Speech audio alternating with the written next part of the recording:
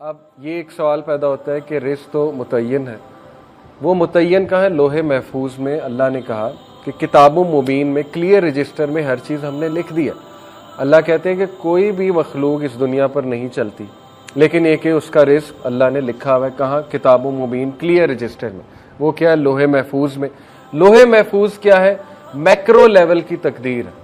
Micro اور macro کو سمجھ لیں۔ میکرو لیول کی تقدیر یعنی اللہ کا کامل علم۔ لوح محفوظ کیا ہے؟ اللہ کا کامل علم ہے۔ اللہ نے پین کو بنایا سب سے پہلے، اور پین نے کہا کہ اللہ نے کہا لکھ دو۔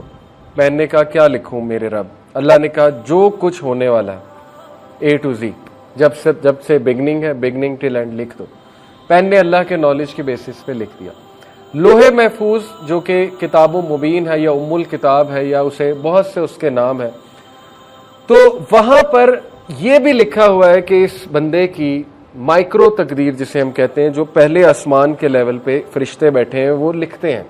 اللہ کے نبی صلی اللہ علیہ وسلم نے ان کو لکھتے سنا، کہا کہ جب میں جا رہا تھا معراج پہ تو مجھے پینز کی آوازیں آ رہی تھی، وہ لکھ رہے ہیں۔ وہ ہر وقت بزی ہیں، ان کو انسٹرکشن 7ویں آسمان سے آتی ہیں، یہ لکھ دو، اب یہ لکھ دو۔ لیلۃ القدر کی رات جو ہے ان کو بتایا جاتا ہے یہ چیز چینج کرو، یہ ایڈیٹنگ کرو، یہ بندہ یہ دعا کر رہا ہے، نیک عمل کر رہا ہے۔ ڈیلی بھی وہ بزی ہیں، ڈیلی ڈکری بھی ہوتی ہے، ہمارے اعمال پہ ڈیپینڈنٹ ہے۔ مثال کے طور پہ ہمیں آج ایک چیز ملنی تھی، ہمارے کسی گناہ کی وجہ سے رک جاتی ہے، اس کو کہتے ہیں تقدیر۔ اس کو کہتے ہیں کہ وہ چیز آپ کو گناہ کی وجہ سے نہیں ملی۔ یہ ہے گھٹنا کہ اللہ کہتے ہیں نا، اللہ جس کا چاہتا ہے رزق کشادہ کرتا ہے، جس کا چاہتا ہے گھٹاتا ہے۔ اصل میں کہاں گھٹ رہی ہوتی ہے یہ چیز؟ ڈیلی ڈکری میں، ایئرلی ڈکری میں بھی ایک سال کے اگلے میٹرز میں ہو سکتا ہے آپ کو کوئی چیز ملنی ہو، لیکن آپ کے کسی گناہ کی وجہ سے، آپ کے کسی چیز کی وجہ سے وہ چیز رک گئی۔ لیکن لوح محفوظ میں لکھا ہوا ہے کہ یہ چیز آپ کو ملنی، اس کی ٹائمنگ کیا ہے؟ یہ ڈیلی ڈکری، ایئرلی ڈکری فرشتوں کو بتایا جاتا ہے، پلس مائنس ہوتا رہتا ہے۔ آئی ہوپ کہ یہ ایک بڑا ٹیکنیکل اور بڑا کمپلیکس کانسیپٹ ہے، آئی ہوپ کہ آپ کو اس مثال سے سمجھ آ گیا ہوگا۔ تو اس میں کوئی کنفیوز ہونے والی بات نہیں۔ لوح محفوظ اللہ کا کامل علم ہے۔ میں ابھی یہ موبائل یوں پکڑ رہا ہوں، اللہ کو پتہ ہے، اسی لیے میں اللہ کی عبادت کرتا ہوں، اسی لیے میں پراؤڈ ہوں اللہ کا ورشپر۔ دیکھیں آج میں آپ کو کہوں کہ ایک ایسی ہستی ہے جس کو آپ کا سب پتہ ہے، A to Z، آپ کا جو آپ نے کرنا ہے، ابھی آپ نے یہاں سے چل کے وہاں جانا ہے، وہ بھی اس کو پتہ ہے۔ آپ کہیں گے کون ہے؟ آپ تو بیعت کر لیں گے جا کے، آپ کہیں گے میں تو ملاؤ اس سے، کون ہے؟ یہی اللہ ہے، اللہ کے علاوہ کوئی نہیں ہے۔ غیب کا علم اللہ کے علاوہ کسی کو نہیں ہے، خزانوں کا علم اللہ کے علاوہ کسی، میری فیٹ اللہ کو پتہ ہے اور میں اس پہ پراؤڈ ہوں۔ اس میں کوئی چیلنج کرنے کی ضرورت نہیں ہے کہ یہ کیا، یعنی اللہ کو پتہ ہے نا۔ کچھ لوگ کہتے ہیں جی کہ اچھا اللہ کو پتہ ہے کہ آپ جہنمی ہیں یا فلانا جہنمی، تو پھر میرا کیا قصور ہے؟ نہیں، ایسے ہم نے نہیں کرنا۔ اللہ کو پتہ ہے، یہ اللہ کا علم ہے اور وہ ہمارا رب ہے، اور اسی لیے وہ رب ہے، اسی لیے اللہ سبحانہ و تعالیٰ اومنی پوٹنٹ ہے، اسی لیے وہ سب سے زیادہ پاورفل ہے، العزیز ہے، الحکیم ہے، وہ خدا ہے، وہ رب ہے، وہ گاڈ ہے، اللہ ہے، وہ اللہ، اور اللہ جیسا کوئی نہیں ہو سکتا۔ اس لیے بی پراؤڈ کہ آپ اس رب کی عبادت کرتے ہیں جس کو سب پتہ ہے۔ اس لیے ہم اس سے رہنمائی طلب کرتے ہیں کہ اللہ آپ کو پتہ ہے میں نے کل کیا کرنا ہے، مجھے نہیں پتہ، لہٰذا میرا کل بھی اچھا کر دیں۔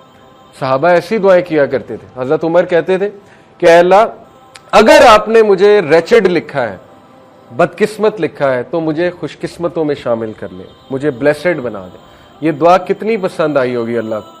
اس میں اکنالجمنٹ بھی ہے کہ اللہ میں تیرے کامل علم کی اکنالجمنٹ کر رہا ہوں کہ تجھے سب پتہ ہے، لیکن ریکویسٹ بھی کر رہے ہیں۔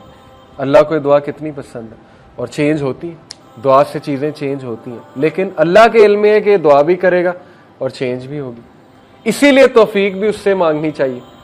یہ اس لیول کے کانسیپٹس ہیں کہ اگر ہماری نوجوان نسل اس کو سمجھ لیں تو اللہ سے وہ تعلق بنے گا کہ آپ سوچ بھی نہیں سکتے۔ اللہ سے کبھی جدا ہی نہیں ہوں گے، وہ ہر میٹر میں اللہ کو شامل کریں گے۔ جتنا آپ اللہ کو جانیں گے، آپ کا اللہ سے تعلق خوبصورت سے خوبصورت ہوتا جائے گا۔ تو ہم توفیق بھی اللہ سے مانگتے ہیں کہ اللہ یہ بھی آپ کو پتہ ہے کہ توفیق مجھے کتنی ہوگی، اس لیے مجھے زیادہ توفیق دے دیں، میں دعا کروں، مجھے ہاتھ اٹھانے کی توفیق دے دیں۔ ہر چیز ہم اللہ سے مانگتے ہیں، ہر چیز۔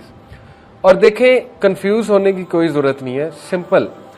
جو بھی قرآن میں، حدیث میں کانسیپٹس ہیں نا تقدیر کے، رزق کے، ان کو ہم نے کس روشنی میں دیکھنا ہے؟ سنت کی روشنی میں، کہ اس کی پریکٹیکل مینیفیسٹیشن کس شخص نے کی؟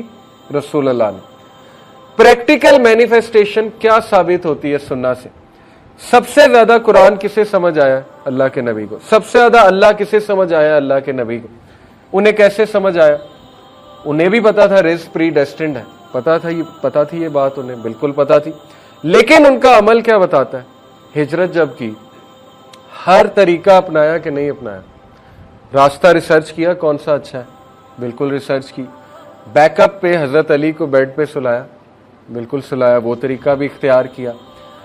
راستے میں جو کھانے پینے کا بندوبست تھا وہ بھی کیا، بالکل کیا۔ ساری ریسرچ کی، بالکل کی۔ غزوہ خندق کی مثال لیں، بہت سی مثالیں ہیں، میں چند ایک دے رہا ہوں۔ اسباب اختیار کیے، بالکل کیے۔ سپائز کو، حضرت حذیفہ بن یمان کو ایز اے انٹیلیجنٹ سپائے، جو کہ بالکل جائز ہے، جنگ کے موقع پہ بنایا، بھیجا، سارا جو ہے وہ جا کر ان سے انفارمیشن ایکسٹریکٹ کروائی۔ اس کے بعد ایک پروپیگنڈا بھی جو ہے وہ جائز، جو پروپیگنڈا ہوتا ہے وہ بھی اختیار کیا کہ مشرکین کو اور جیوز کو آپس میں ذرا ان میں پھوٹ ڈالی جائے۔ وہ بھی آپ کو واقعہ یاد ہوگا، ایک صحابی کو بھیجا، اس نے جا کے، ان صحابی نے جا کے قریش کو کوئی بات کی، جیوز کو کوئی بات کی، جائز ہے جنگ میں، اور اس کو پروپیگنڈا کہتے ہیں، جائز پروپیگنڈا، وہ بھی اختیار کیا۔ دعائیں بھی کی، رو رو کے بہت دعائیں کی، ڈیلی جاگ کے دعائیں کرتے تھے۔ اینڈ میں وکٹری مسلمانوں کو ملی، جبکہ اللہ نے یہ کہا ہوا ہے، سورہ فتح کی غالباً آیا ہے کہ کتب اللہ لأغلبن انا ورسلی، اللہ نے لکھ دیا ہے کہ اللہ اور اس کا رسول غالب ہوں گے۔ اللہ نے تو بتا دیا پروفٹ کو کہ آپ نے غالب ہونا ہی ہونا ہے، فتح مکہ آپ ہی کی ہے۔